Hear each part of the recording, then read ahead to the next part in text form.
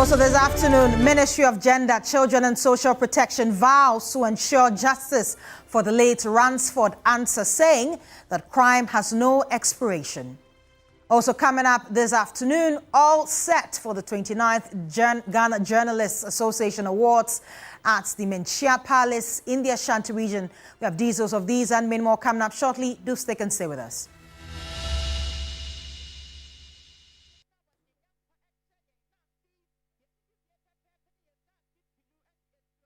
Welcome once again to the bulletin. My name is Judith Brown. We start from here. The National Anti-Illegal Mining Operations Secretariat Task Force has arrested 36 illegal miners at Oseno in the Fantiakwa South District of the Eastern Region. Well, out of those apprehended, 32 are foreign nationals of Nigerian descent, while 4 are Ghanaians. During the operations carried out in the night, the task force seized several mining equipment and established a group of machete-wielding men who attempted to resist the arrest. In another operation, the Birim North District, several miners were also arrested.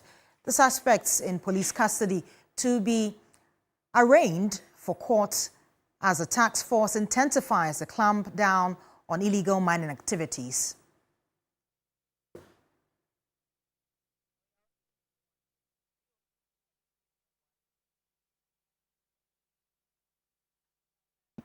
Let's now cross over to our Eastern Regional correspondent, Yvonne Nikwe, for updates on this particular story.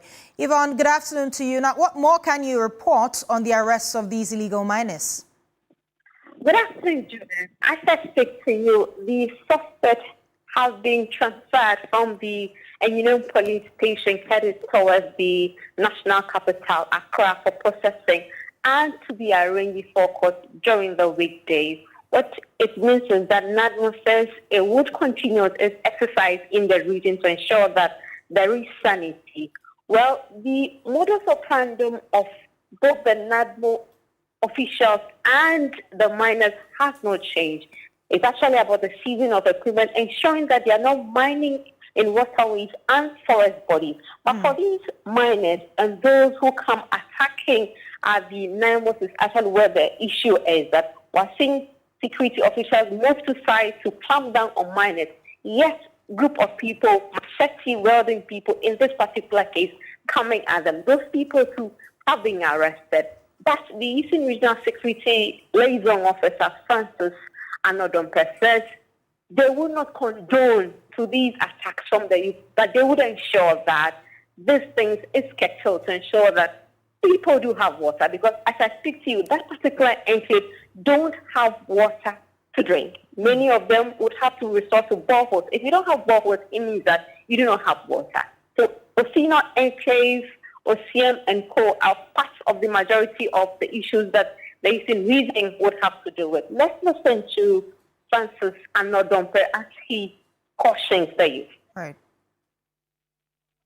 Please, just stop it and pack your things and leave and be safe. Otherwise, there will be no safer place for you. The men will come after you. We will not stop. We will not stop until sanity prevails in that mining area, as the president has promised, and we will continue to do that. If you look at the pictures, the operations, we burn some structures.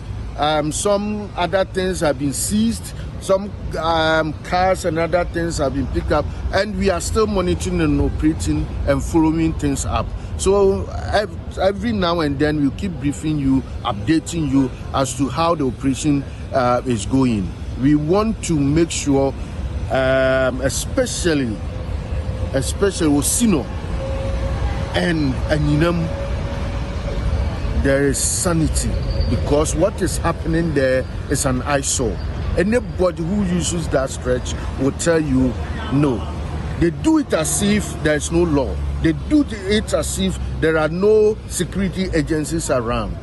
And they do that, I don't know what has come over them, as if they cannot be arrested, as if they are above the law.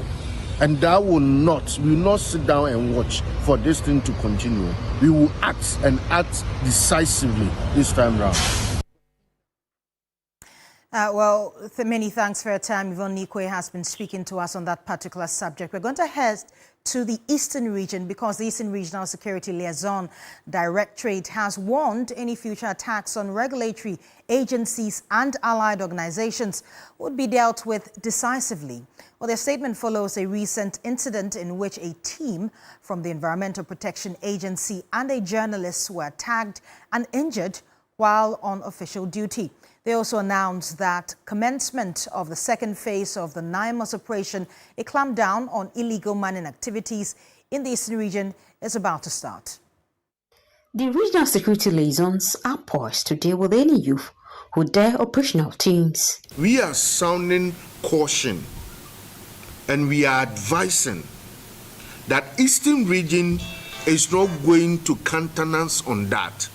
When you see the security agencies doing their legitimate duty, then you call youths to mobilize and attack them.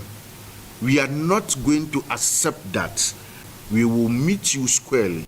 He also warned traditional leaders to refrain from supporting youth groups and laggards involved in illegal mining attacks and other unlawful activities. The chiefs, they are also, per our intelligence, they are the ones bringing laggards into the system.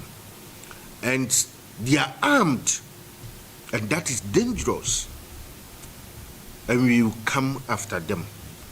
And the worst are that if you mobilize to attack the security agencies this time round will not say, oh, they are our people, so let's keep it cool. No. When you attack, they will defend them. We will defend ourselves and come after you.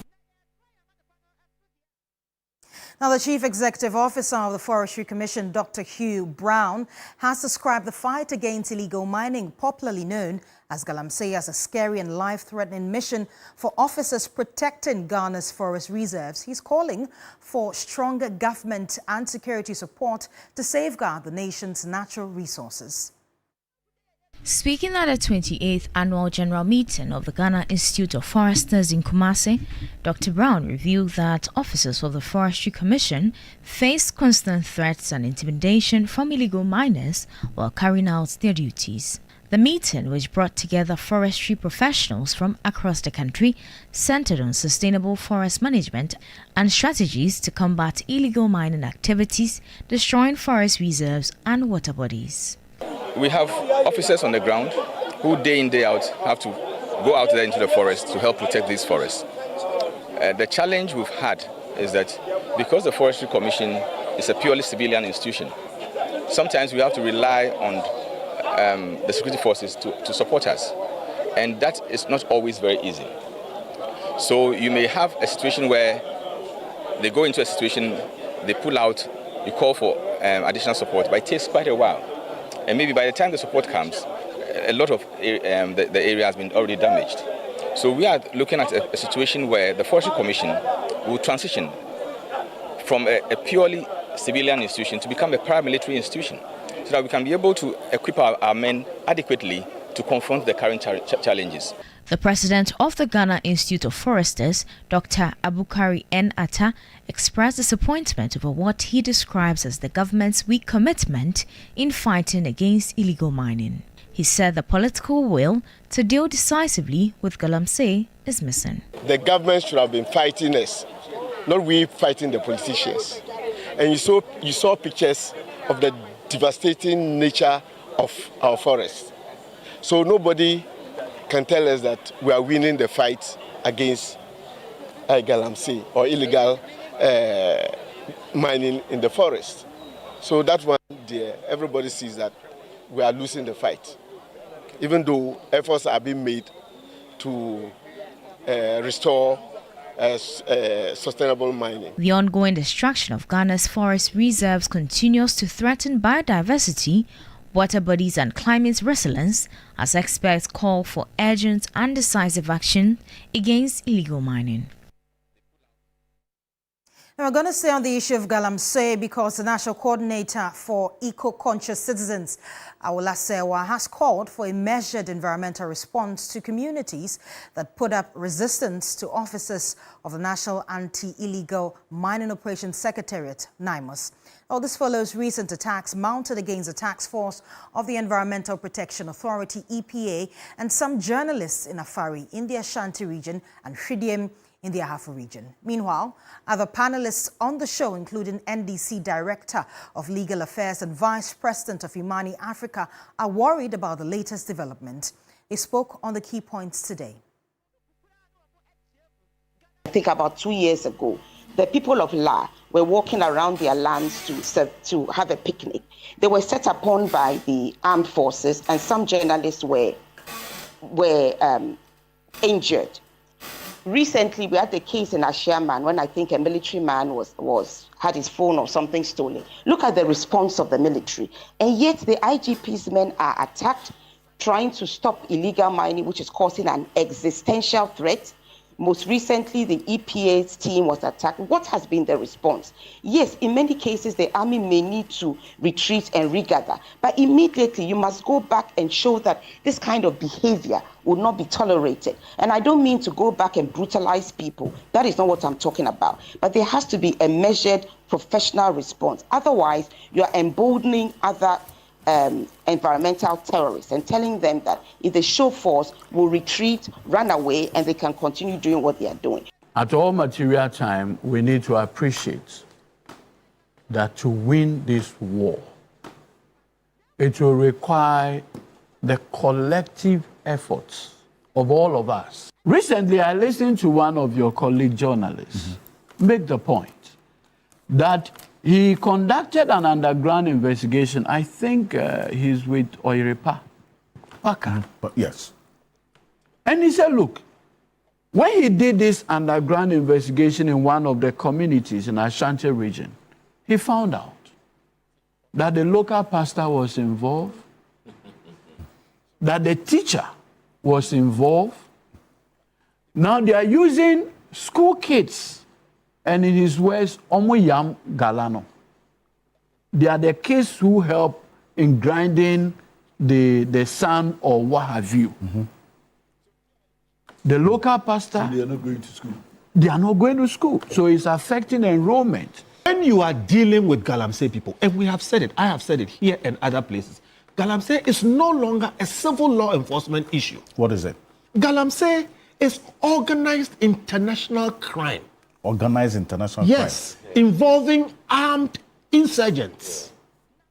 Organized international crime involving armed insurgents and internal people who constitute terrorists or what you call internal aggression. Okay, we've said it here. I have said it here and other places that there are places in this country which are no-go areas for the state. You have territories that have been taken over by persons who are armed and well organized. These people have people sitting in air-conditioned offices in Accra, writing LCs in the millions of dollars, and importing excavators from across the world, shipping it here, and transporting it into the bush, organizing to mine gold and ship it to Dubai. Now, away from galamsey, the Ghana Police Service has provided an update on a defilement case in Mankasim where a 32-year-old man was handed a lengthy prison sentence. The Cape Coast Circuit Court 2 has sentenced Eric Asamoah to 16 years imprisonment with hard labor for defilement. The case, which occurred on November 2, 2025, was heard on November 6 and presided over by Her Honor Nanaba Nuno. Now, according to the police, the accused pleaded guilty to the charge of defilement and was convicted on his own plea. Eric Asamoah has since been transferred to the Ankerford prison to begin serving his sentence. Well, the Ghana Police Service says that the sentencing serves as a strong warning to anyone involved in sexual offences, reaffirming its commitment to ensuring justice for victims of such crimes.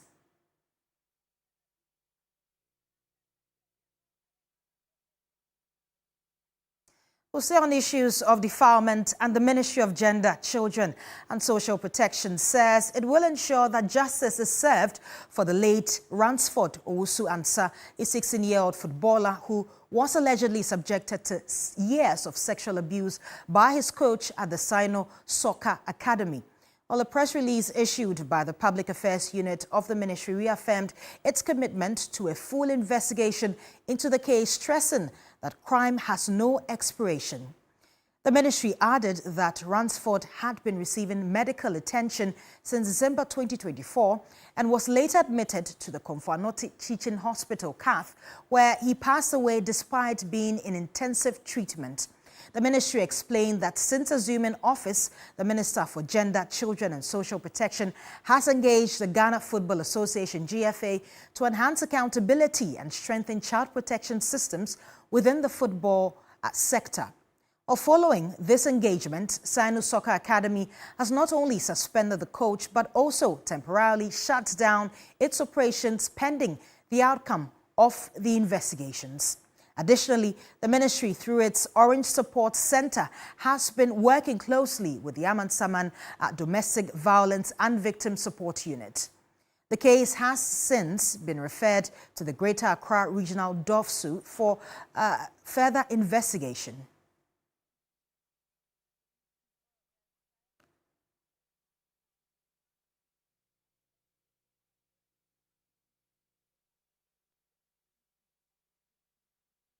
Well, we'll try and engage the ministers and when we get here. But for now, the minority in Parliament has insisted that the vetting of Chief Justice nominee Paul Bafo-Boni cannot happen until the pending legal cases filed by Getru Tokonu have been decided. It follows an earlier motion they submitted to the Speaker asking that he stops the Appointments Committee from all processes leading to the vetting. The majority side rejected the demand by the minority and said that vetting will still happen on Monday, November 10, as advertised. The Constitution is very clear on these matters. The nomination of the Chief Justice is properly before this House. It has been referred to the committee, and the committee will sit on Monday. I urge him to appear before the committee as a member.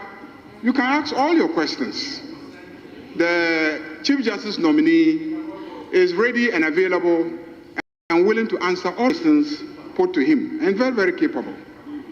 I dare submit that the man who is going to be nominated himself is conflicted. He is in conflict. How can you, who knows that that office, the occupant, is being denied her human rights? Well, let's head back to our story on the sad passing of a 16-year-old footballer who was allegedly sexually assaulted. Because joining us on phone now is the Minister of Gender and Children Social Protection, Dr. Agnes Momotlate.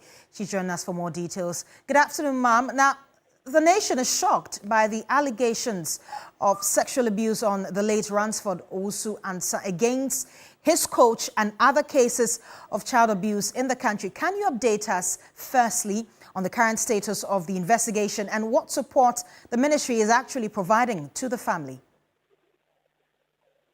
Thank you very much, and a good morning to your listeners.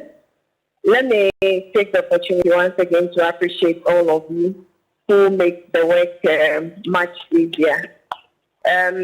This case preceded my taking over as a minister. As soon as it came to my attention, I tried to work behind the scenes with the relevant stakeholders to get some justice for Ransford. At the time, in fact, the report that we received, this was somewhere 2024 when things got worse and we started receiving medical attention. And so we had some medical reports on what was happening to him. Immediately, the GSA collaborated with me, and they went to the scene, that is the camp, and then ensured that the boys who were there were sent home to safety. And then the coach was also suspended by the academy to allow for investigation. And so for a very long time, there was virtually no activity there. And then we picked it up. The family, the mother of late Ransford and their lawyer approached us. We had very good discussions with them, and we looked at the way forward so that we'll be able to ensure that the allegations, the facts before us could be verified, and then we'll know that this is the way forward, I mean, for us as an institution. So when I took over as a minister, that was when the actual work began with the ministry, the DG secretariat taking over, having meetings with the lawyer and the mother of the victim. Right. As we speak, so with those initiatives, the Amasaman police station was able to, DOFSU was able to transfer the case to the regional police station, DOFSU, where DOFSU is now handling the case, and I'm in touch with the CID. And so, by way of update, in fact, when the late transfer passed on, the family asked for a break to be able to mourn him, and we needed some information, which they said after the mourning period they were going to get back to us. Right. I think a few days ago, the lawyer reconnected with us, and they are asking for it. And the ministry says that you have been working with the Ghana Football Association, GFA, to strengthen child protection systems in football. What specific measures have already been put in place to prevent such incidents in the future? Can you please repeat that? I'm saying that the GFA, that's the ministry, has been working with the GFA to ensure that such incidents do not happen again in the future. And I'm asking what specific measures have been put in place to prevent these incidents. Okay, so right from the beginning, one of the few modalities we established was for GSA to be paying frequent visits to such camps, and then also put in some monitoring mechanism where they can take the children randomly, like a day out, and then ensure that they have some discussions with them. We are also encouraging parents whose children are footballers and are into the sporting fields and are in camps to pay attention to them, not only boys, but girls as well. Because as you know, that is another area of vulnerability when it comes to handling sexual abuse or assault across the globe. And so we are working to get some policy strengthened so that we'll be able to also play the oversight responsibility more. And then maybe some intersectorial meetings to have briefings in view of us having a concrete step forward. And so basically, this is what we've been doing. And then if there's any information, the GSA also calls us. If they need us to collaborate on anything pertaining to our sector, they get in touch with us, and then we are able to work together. Right. And lastly, what message do you have for parents, guardians, and the public at large on how to identify and report suspected child abuse cases? If I'm hearing you right, you are asking how parents can report child abuse cases. And identify as well. Okay. So when I say I'm grateful to the people of Ghana, I really mean it because with the work that we are all doing, you could see that there's heightened awareness. And so issues that would have otherwise considered as normal and not report them Now people see it and they know that it's an infringement of the right of an individual and that they need to report them. Even if we don't have the fullest of mandate, once the case comes, we assess it and then we refer to the appropriate authority. And then where we need to provide shelter, we do stay. And so I just want to say that the level of awareness in the country, we are so grateful for that. And then we want to encourage the media as well to partner the ministry more actively. And in reporting, we will ask that the victim is always protected. And sometimes, because in this case, Ransford unfortunately is no more with us, but for the future of the children who get victimized, there's a need for us to protect them. Because when they grow, some of the things we put out there on the internet and other spaces, they will go away. And we don't want any stigma, following them in their growth and development. Right. So we appeal to the media and all other stakeholders that in as much as we want to bring everything out there in the public, we should think of the safety of the children. As a ministry, we are mandated to protect the children, and that we'll do with everything that we have, or every resource we have at our disposal. And so we encourage parents to monitor, not to leave the children that they are in camps. And so it is only when they come on break or vacations that they will see them. But follow up, see what is happening, pay frequent visits to them, and then take particular interest in them. And we could also say that it's because the family system is more or less broken down to the nuclear family. Even with the nuclear family, technology has taken over. And so you realize that we are not spending much time to bond as a family. When something is going wrong, that the child considers as shame, right. The child can open up even at that level and say that this is what I'm going through. It might be shameful, but I want to share or talk to somebody. Then we can begin situations before they get worse. So right. We are asking everybody to come on board because the ministry is supposed to be in every home. And you can imagine a ministry that takes care of almost everybody in Ghana. It will need everyone's cooperation. It is only our collective responsibility that will make us, thrive as a people. And right. So we call on parents, teachers, everybody to come on board so that we make sure that the more cases that are reported, we deal with them. And then the security agencies, we also ask the court. You realize that sometimes the medical fee that you have to pay is so much. We are raising advocacy to see if it can be waived off. And then people can easily report and go to the hospital, get their medical report, and then perpetrators brought to book. Some of right. the bottlenecks have been there for so long, but I believe that when we come together as a people, as a nation, we'll be able to fight some of these things. But we are happy that people are reporting them, and the culture of silence is being broken. Dr. Agnes Namamulati, thank you so much for your time. She's the Minister of Gender, Children and Social Protection. She's been speaking to us on a number of cases involving sexual abuse as well as defilements that has been recorded over the past few years. You're still watching Weekend Central right here on TV3. We're going for our very first break. We'll be back with more news. Do stay.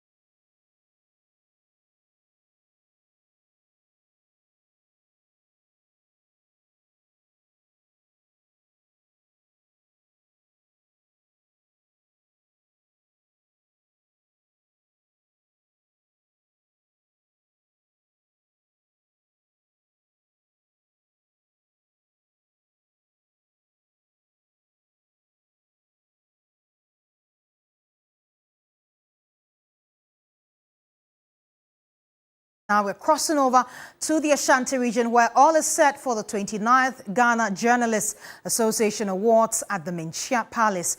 Two of Media General's journalists Sarah Apenkre and Godwin Asediba are nominees for the awards. Now let's speak to our Ashanti Regional Bureau Chief William Evans Inkum. He's bringing us more details on that. William, can you give us an update on the awards?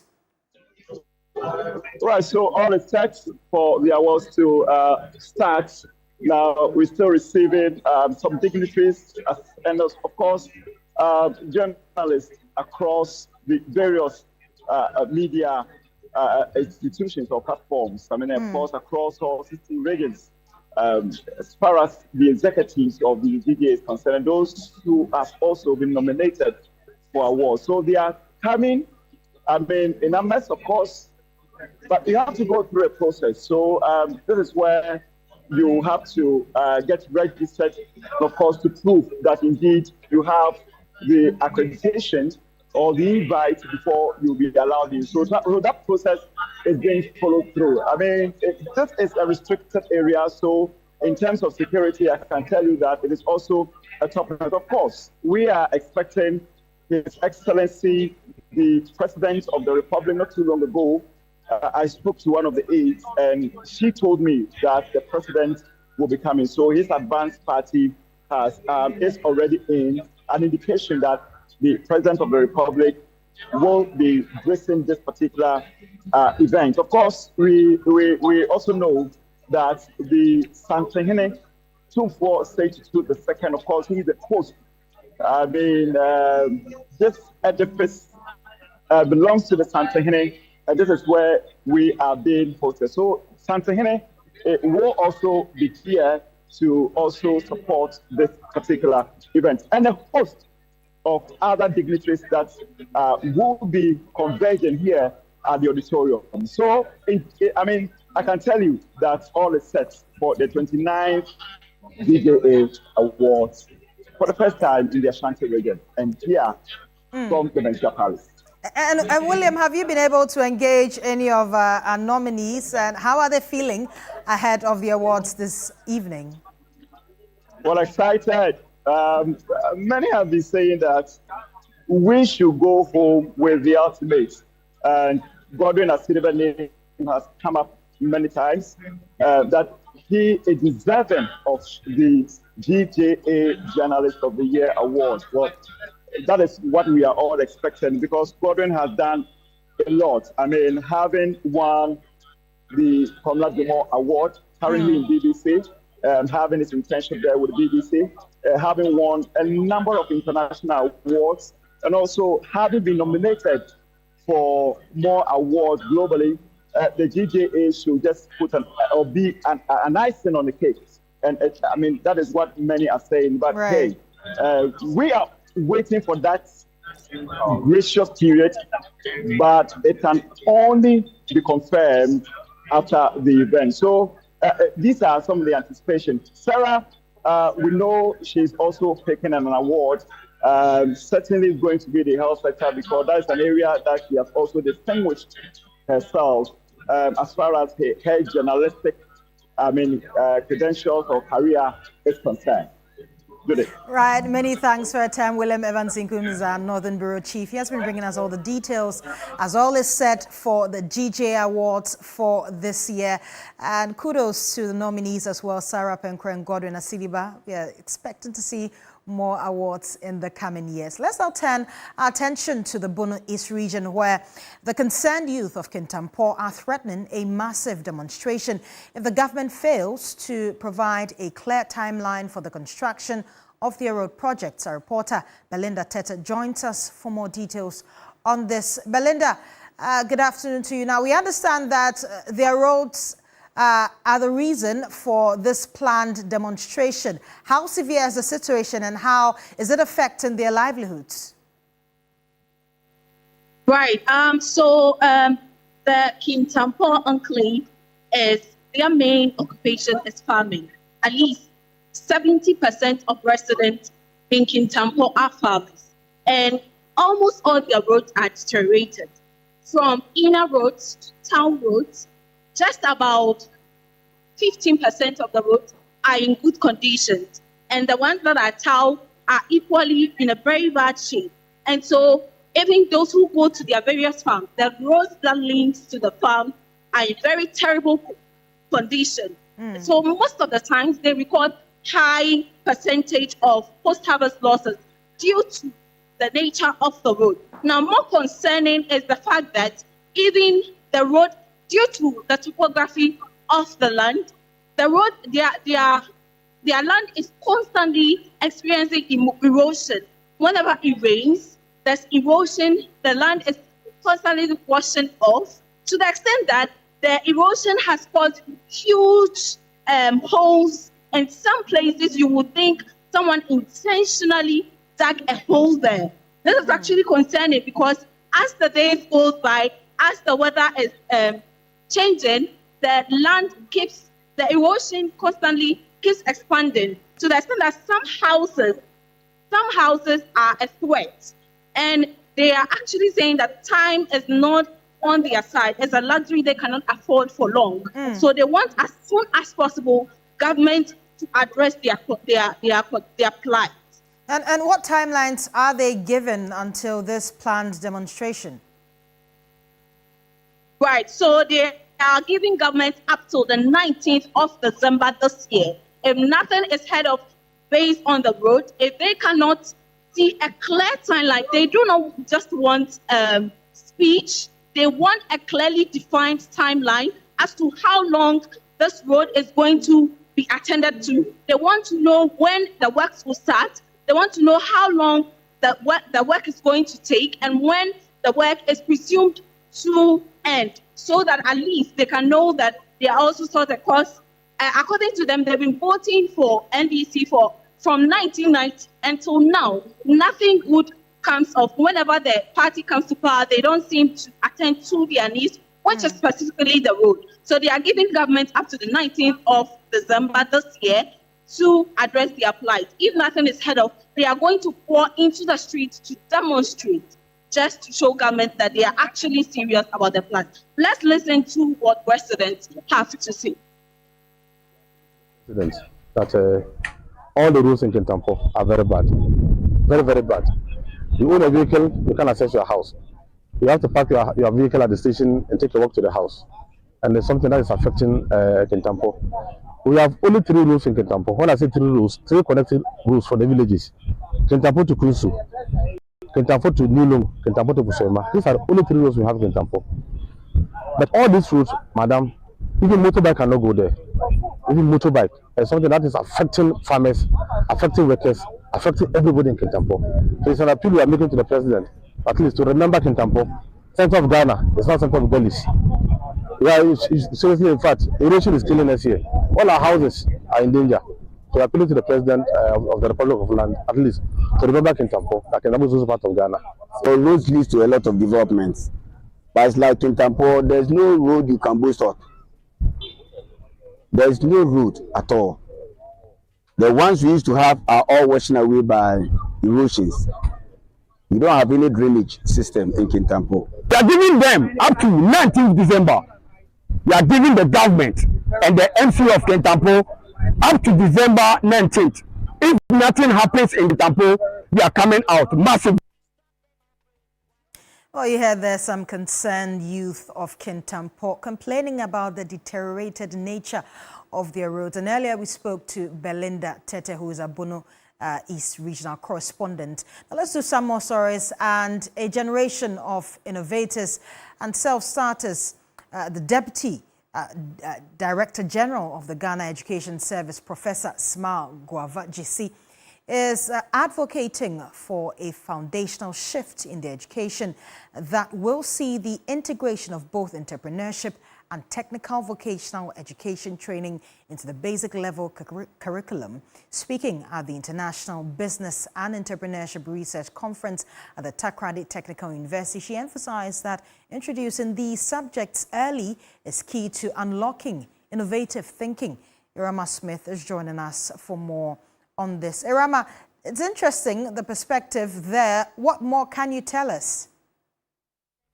You know, in Ghana, there's a significant challenge in the labor market whereby the tertiary institutions churn out between 110,000 to 150,000 graduates annually without any ready market. And you know, a research by the Institute of Statistical, Social and Economic Research indicates that out of the about 110,000 to 150,000 graduates, only 10% are able to get employment within the first year of completion. Now, this has been attributed to skills mismatch, wherein the academic curricula do not adequately synchronize with the demands of the modern market. It is against this background that the Faculty of Business Studies at the Takoradi Technical University has organized its first International Business and Entrepreneurship Conference to brainstorm on how this gap can be bridged. Now, it was at this conference that the Deputy Director General of the Ghana Education Service in charge of Management Service, that is Professor Smal Gavua GC, called for the inclusion or integration of TVET into the basic level curricula because she believes when this is done, the children will be prepared from the onset with entrepreneurial skills. Be an entrepreneur or doing something for yourself is not for, let's say, school dropout. And we should also not wait until we get to the tertiary level before we learn entrepreneurship.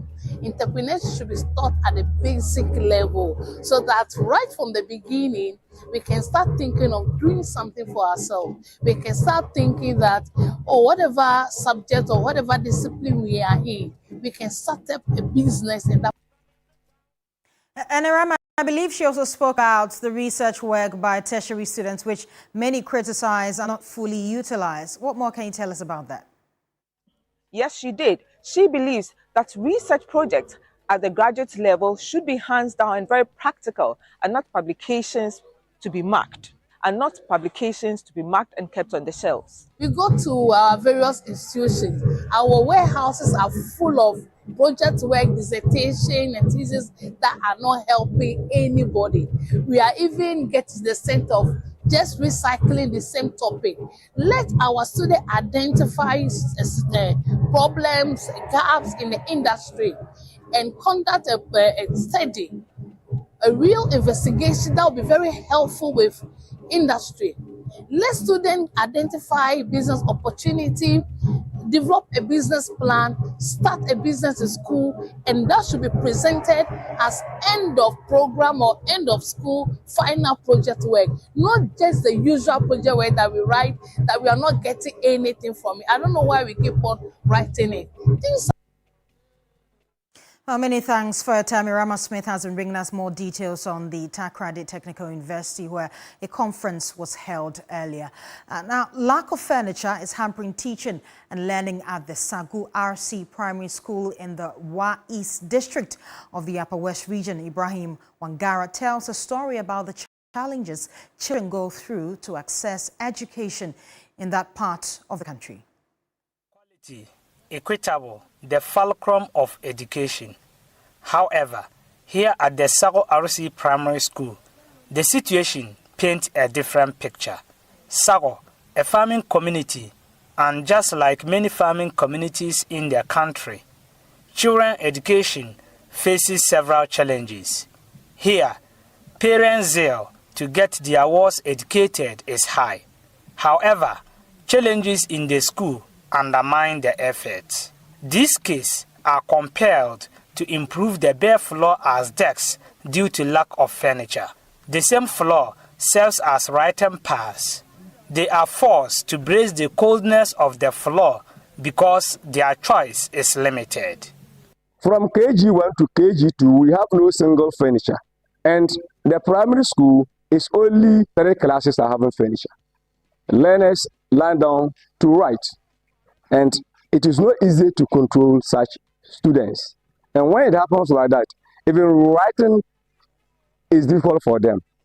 And sometimes they even play when they lie down. And some could even sleep, forgetting that they are in classroom. So actually, it's affecting the learning process in the school. David, a basic 2 people, describes the current situation as worrying. It is very challenging. Anytime I sit for a long time, my back hurts. I wish we had chairs and desks like other schools. To the PTA chairman of the school, the situation is taking a toll on effective academic work.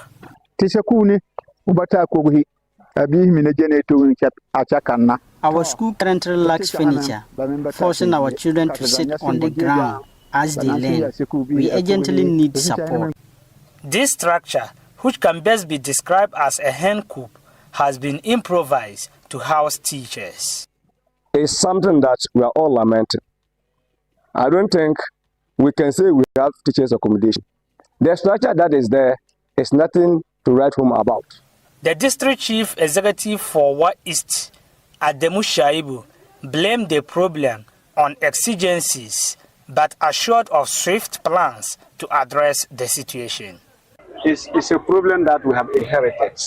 Over the years, past governments have not done what is expected. Nevertheless, we are putting resources to make sure the trend is reversed.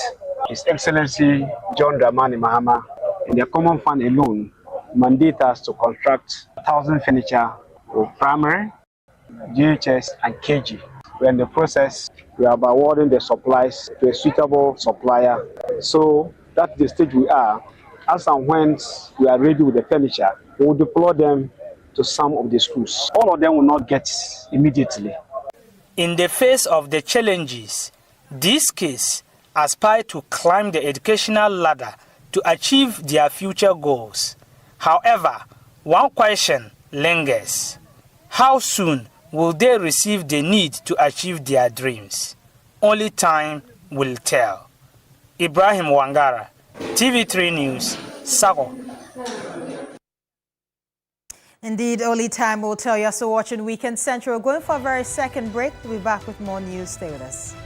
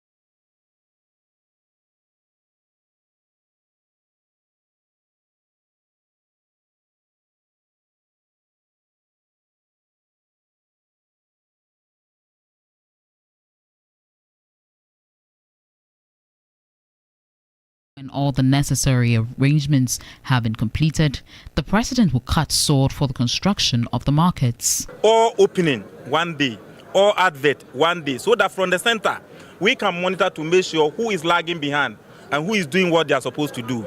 And by so doing, you will not award a contract that the contractor will go and there's no land. But the assemblies, the regional ministers, the chiefs, and the MPs, they have proper proximity. So they will be doing all those things. That's why we said no. Let us decentralize. So clearly there are going to be land acquisition problems, there are going to be all those kind of things. But if you decentralize, it can be done. We want them to do all this by 15th December so that the president will go and cut sword. And all districts, sword cutting is going to be the same day. With an 18-month construction to completion schedule, some regional ministers present at the event revealed that they have already secured land to facilitate the smooth start of the projects. So far, so good. They are looking for lands for us. Out of the 29, I'm speaking in terms of Greater Accra, out of the 29, the districts, we've gotten like 26 lands are ready. Society is dynamic, definitely. By the time the 24-hour economic market is also coming, and that is why we are here. And all the 18 municipal and district assemblies are going to have this 24-hour economic market project delivered within 18 months as directed by the sector minister. The ministry showed the site plan designed for the market construction to be carried out across regions. Now, cyber threats in Ghana are becoming increasingly sophisticated, especially in Ghana's public tertiary institutions. From ransomware to phishing, these threats pose serious risks to financial systems, academic freedom, intellectual property, and personal dignity. In response, government is introducing a basic cybersecurity awareness program in the national curriculum to equip young Ghanaians with essential digital safety skills. The Ministry of Education said Ghana's education sector has become vulnerable to cyber attacks, with universities identified as primary targets. Investigators found compromised employee credentials linked to government educational institutions on the dark web from January to date. The ministry, working with the Cybersecurity Authority, is exploring the establishment of an education sector Computer Emergency Response Team. We will work with the National Computer Emergency Response Team to serve as a mechanism for detecting, coordinating, and responding to cyber incidents within the education ecosystem. Director General of the Ghana Tertiary Education Commission, Professor Ahmed Jinapo Abdullahi, warns that complacency could leave institutions exposed. The notion of digital rights, the right to privacy, freedom of expression, and access to information is fundamental to democracy and academic inquiry. Tertiary education institutions must therefore balance innovation with ethics. In our pursuit of smart campuses and data-driven administration, we must ensure that surveillance technologies respect personal freedoms. Acting Director General of the Cybersecurity Authority, Divine Selassie Agbeti, says the new National Cybersecurity Program, set to be integrated into the basic school curriculum, will empower young Ghanaians to understand their digital rights and contribute to a safer online environment. We are actually working with the education sector from the ministry to develop into the curriculum from basic schools, basic cybersecurity awareness programs built into their curriculum, especially to safeguard how to be or how to surf online. So we are working with the education sector to come up with a curriculum, and we hope to launch the very first of that by end of next year. The move is part of a broader push for a more proactive and resilient national cybersecurity framework. And that's all we have for you for Weekend Central right here on TV3. Many thanks for joining us, and join us once again tomorrow, Sunday, same time, 12 o'clock, right here on Weekend Central. My name is Judith Brown. Do have a great day.